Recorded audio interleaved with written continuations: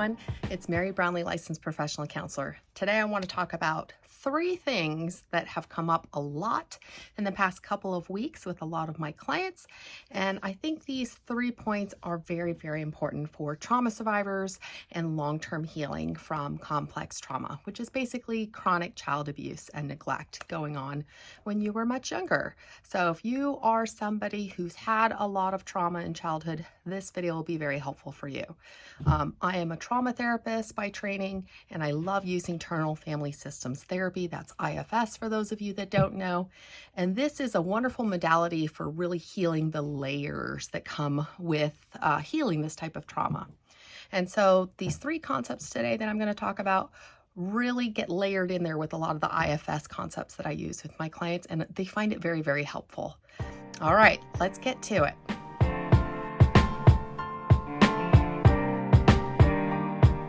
All right, the first concept I want to talk about is the concept of being safe with yourself. What do I mean by that? All right, so I always like to ask my clients, essentially, what if you woke up tomorrow morning and instead of the day, filling you with dread or like racing thoughts going through your head a mile a minute, or a sense of just crushing depression, or like, oh my God, I can't get through another day. And then throughout the day, you have lots of negative thoughts, and you have a lot of like thoughts related to like self-hatred or criticizing yourself. How about instead of all of that, you woke up and it was just peaceful. It was just peaceful inside of you. And what didn't feel like there was internal war with 50 different parts screaming at you. And the world just was a lot more peaceful, both internally and externally. And you were actually friends with yourself. So if something bad happened, you didn't immediately go, oh my God, I'm such a failure. I hate myself. God, I'm such a screw up, or whatever other number of negative thoughts might cross your mind. But instead, you gave yourself a little grace and compassion. And you cut yourself some slack. Like, oh my gosh, whoopsie, I made a mistake. I'll do better next time, right? Ha! Trauma survivors cannot even imagine this. It's like, you're telling me that's possible. Yes, that is possible. So that's what I mean when I say learning to find safety within yourself, befriending yourself. This is huge. So as trauma survivors, we did not have a lot of loving, kind messages, quite frankly. A lot of times our childhoods are full of parents that are highly criticizing, highly shaming, highly controlling. There's lots of either verbal abuse or emotional or psychological abuse going on. And so what happens is our internal world as children gets shattered.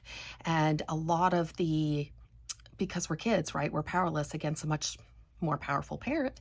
A lot of this internal distress gets basically directed at ourselves, because you can't really direct it at the parent, right?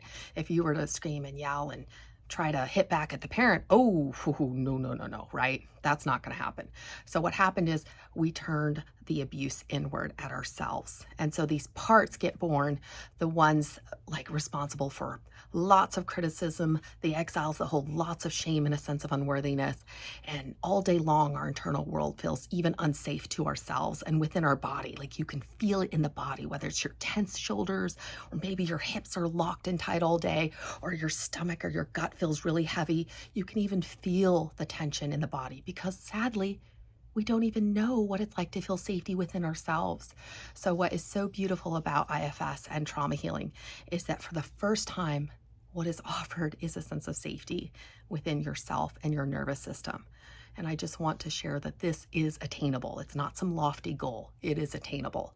So through IFS and all the work we do with all the wounded parts, they settle down, our beautiful self-leadership rises to the top, and it becomes calm inside for the first time in our lives. Granted, it's not an overnight process, but this is possible. So if you're interested in IFS and all the different parts and exiles and managers and firefighters and all of this really cool terminology that helps you get to know what's going on inside your system, I got lots of other videos on my channel. Feel free to check them out.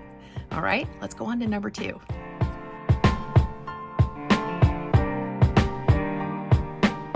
So this is another really powerful concept, the stories underneath the parts. So what do I mean by that? So all of us have a system of parts that were born to help us keep ourselves safe during traumatic situations. A lot of them are based on fight, flight, freeze, and fawn, those four trauma or survival responses.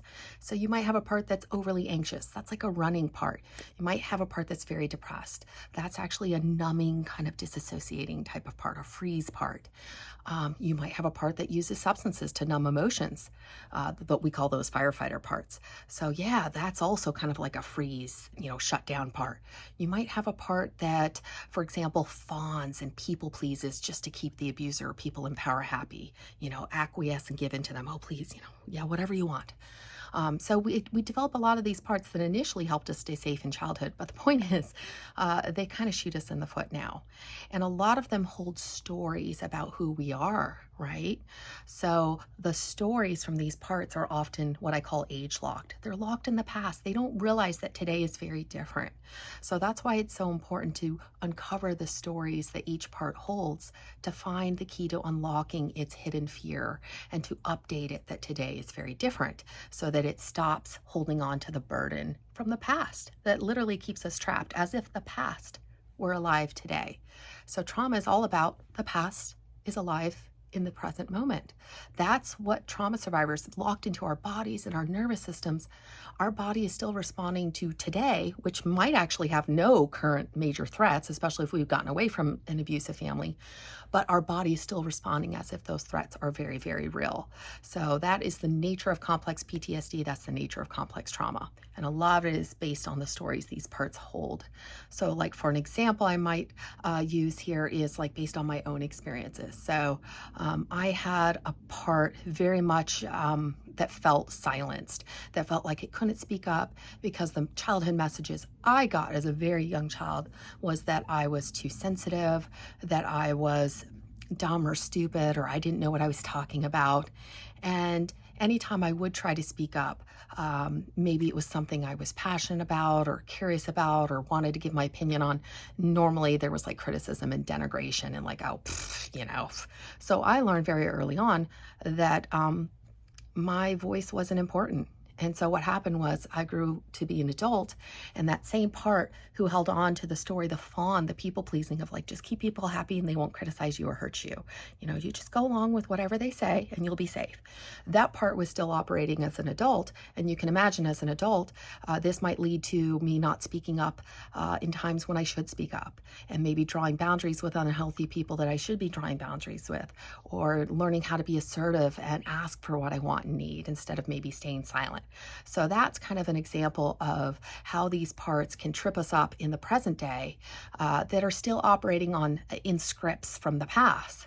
So during IFS, not only are we working to uncover the hidden fears of these parts, but we're working to update them that today is very, very different. And they can and do have a voice and power and can actually do a very different behavior today that's much more helpful to our system. For this example, like learning assertive communication, learning that I'm allowed to have thoughts and feelings that are different from other people, and that doesn't make me a bad person.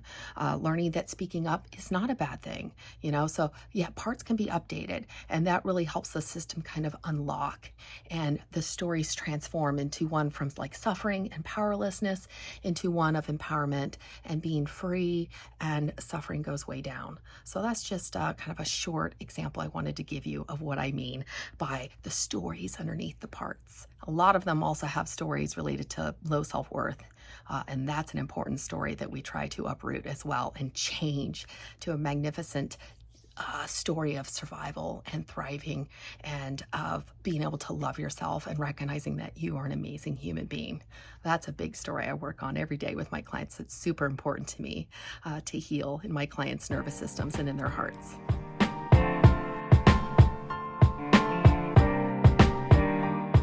All right, the last one is not necessarily completely IFS related, although it blends into some of the parts that we work on, but very much is more related to like cognitive behavioral therapy or dialectical behavior therapy. Those are ones that are very much based on the understanding that our thoughts impact our emotions, which then impact behaviors. So the good old CBT triangle, we call it. So I like to share with all my clients that their feelings and perceptions are not facts. This is something that's related to kind of the stories that we tell ourselves and the stories that our parts hold on to. So, like in that former example I gave you, if the story was that I was powerless and helpless and voiceless, you could see how that would cause me to remain voiceless and also probably feel shame. So you can, again, that CBT triangle, the thoughts of me being powerless or voiceless led to shame and a sense of unworthiness, which also impacted behavior of me being maybe more silent or more shut down when I really should have protected myself.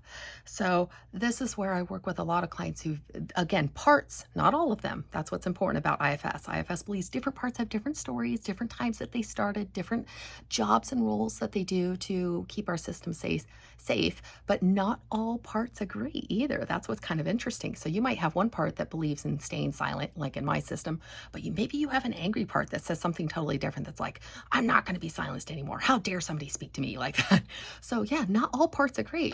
So it's very important to start recognizing that if we have a strong emotion, it usually is based on a part. So that's what I try to clue my clients into, that when we're starting to learn about these parts, strong emotions are a sign that a part is active and has something to tell us. Because authentic self, our wise self, our self-leadership does not hold very strong, polarized, like negative emotions. No, it's very kind of calm and centered and wise. So yeah, feelings and perceptions are not facts. So if a particular part is holding on to a story that is making us feel a lot of strong emotions, that is a good clue that we need to look in that area for some hidden stories and some hidden beliefs that might be keeping us trapped in kind of that cycle of powerlessness and helplessness, and give us a clue on areas that need to be worked on.